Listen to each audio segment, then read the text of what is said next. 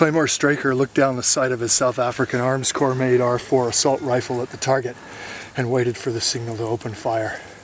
For almost a year after leaving school to enlist, the targets have been paper, the silhouette of a black man, head and torso, but lacking dimension.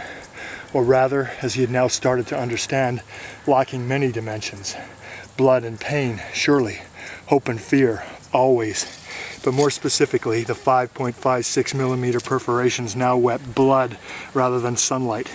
The hollow point rounds flowered not into wood, but through the exquisite machinery of life. A whole universe of pain exploding inside a single body. Infinity contained within something perilously finite. Just into his 21st year, Claymore Straker lay prone in the short, dry grass and listened to the sound of his own heart. Just along the tree line, framed in the pulsing pin and wedge of his gun sight, the silhouette of a man's head moved through the underbrush. He could see the distinctive Fapla cap, the man's shoulders patched with sweat, the barrel of his rifle catching the sunlight. The enemy soldier slowed, turned, stopped, sniffed the air. Opal eyes set in skin black as fresh blasted anthracite. At 100 meters, less, it was an easy shot. Hi, I'm E Hardisty, the author of Reconciliation for the Dead, the third in the Claymore Straker series.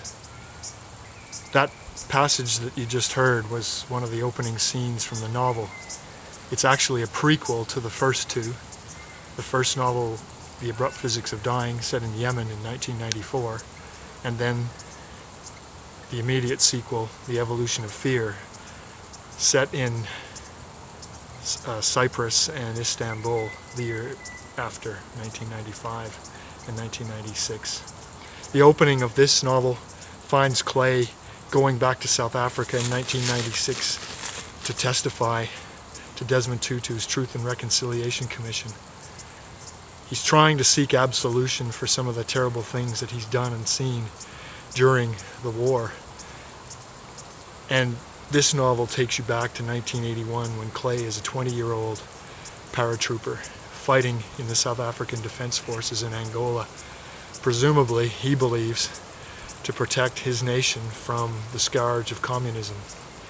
But what he finds is something completely different. And it changes his life forever. And explains why the person that we meet in the first two books is the way he is the individual that he is. The reviews so far have been really great, and I hope you get a chance to pick it up, and hope you enjoy it.